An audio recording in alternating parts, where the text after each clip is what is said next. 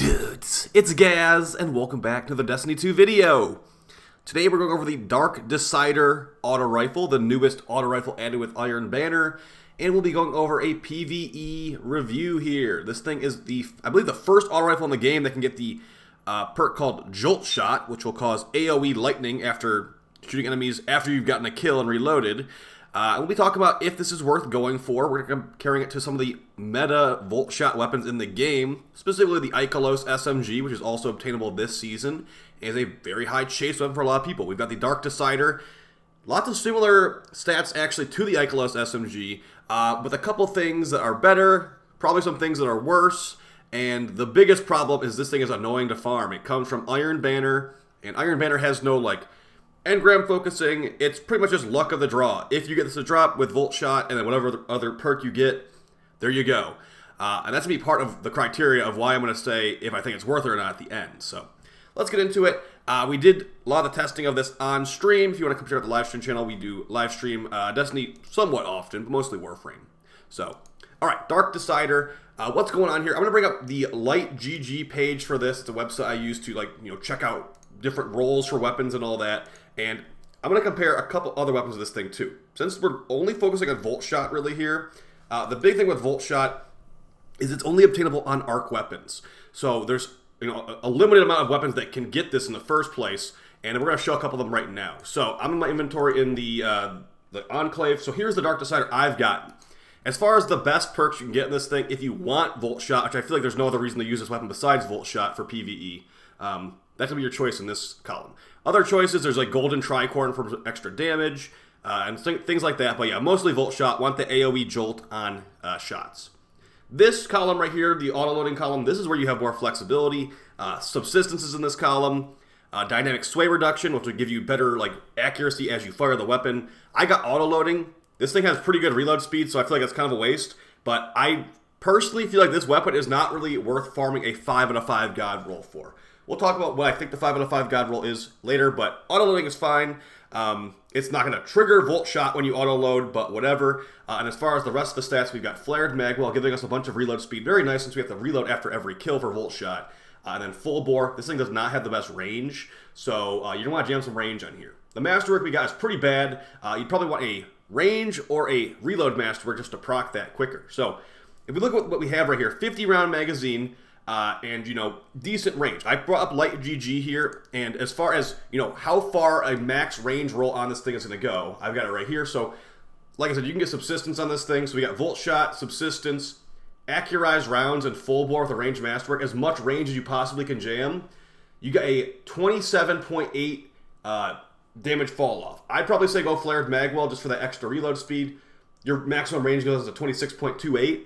But remember, you have a 50-round magazine. If we look at the Ikelos SMG, which, kind of the God roll, I guess, we got Voltshot, Feeding Frenzy, and then Seraph rounds in max range.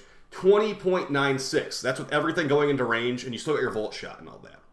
So you're losing about 6 meters of damage fall off, but, you're getting technically probably some better damage in some situations. This thing fires, I believe, 750 rounds per minute. And the Dark Decider is 720 rounds per minute. Keep in mind, this is an auto rifle and this is an SMG. They play a similar role in a lot of the encounters in this game. But it's going to really just boil down to the artifact mods. This season, we've got Overload SMG and Overload auto rifle. But the thing is, that's the same mods. These weapons are really competing against each other. And the biggest trade-off you get between Ikelos SMG and Dark Decider is it's the magazine size. This thing has 50-round magazine.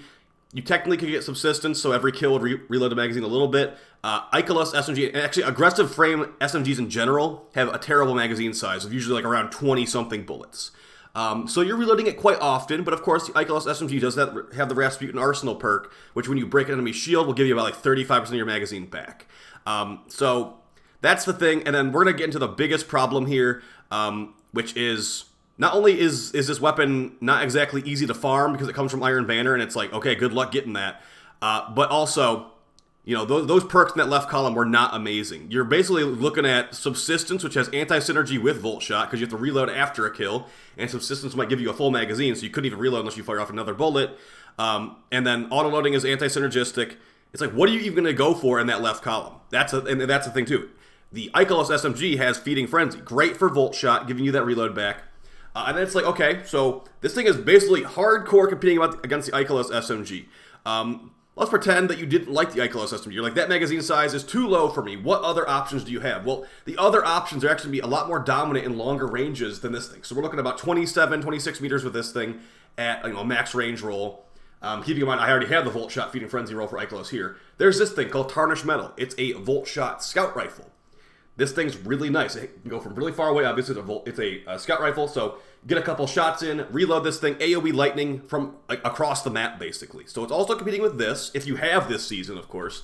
I believe Dark Decider is technically free to play, because it comes from Iron Banner, but yeah. I don't know, not a huge fan of it. It feels a little bit weak, and there's also this thing, too. I'm not sure how far range this Brigand's Law goes, but this is also Voltshot. So we got plenty of good Voltshot primaries now. And Dark Decider is basically just the auto rifle component of that. If you want that 50-round magazine, it's a pretty fast-firing weapon. And, for low-level content, I'm sure it'll be fine. But at the same time, the ikelos will probably be fine at low-level content. The footage you're seeing on screen right now, this is a Seraph Battleground. So you're guaranteed to be 5 light levels underneath what you're fighting here. So as you see, in an under-leveled environment, it does not really do much damage to these Scorn. Even like the red bar Scorn guys, with a minor spec mod, taking like a good 10 bullets to kill them, so I don't think this is a weapon I would really use in high-level content, but for example, let's say I was doing the Spire of the Watcher dungeon. This thing is probably strong enough to do the Spire of the Watcher dungeon. Not like that's a very high bar to set, and you kind of want to use void weapons in the Spire of the Watcher to take care of those Minotaur shields, but yeah, this would probably be fine there. Got a good amount of bullets to shoot those wire holder things, and can take care of a group of goblins or harpies and 1 Voltshot proc, so pretty decent there. But yeah, overall, for my Voltshot needs, I'd say this is a pass. Honestly, especially if you don't like Iron Banner. I'm basically doing Iron Banner to guild my title, and this was just like a little bonus thrown in the mix. As far as PvP on for this thing, it's not gonna. You can't fight at DMT ranges, so why even bother right now unless they're gonna nerf DMT again? So yeah.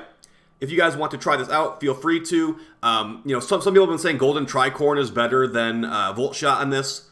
The way I look at it is, I'm not going to be using Golden Tricorn. I want this thing for Voltshot.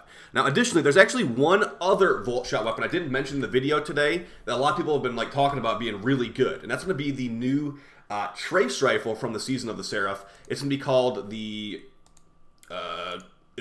Path of Least Resistance. I have not actually forged that one yet, but apparently since that one is a Trace Rifle might not seem like a special weapon, but it is, even though it can kind of use it as a primary sometimes. And if you're running double special, you can actually get lots of special and heavy drops. But yeah, apparently since Voltshot is on that thing, and it's a special weapon, the Voltshot procs from the new Trace Rifle do more damage. So that can be something you could look into if you're looking to get your Voltshot to the next level. Go for that new Path of Least Resistance Trace Rifle from Rasputin. So either way, guys, hope you found this video fun and helpful. Wouldn't recommend going for it. If you do get Subsistence Voltshot, good for you. If you get anything with Voltshot, it's good enough to keep, honestly. So take it easy, guys, and I'll see you next time for the next video.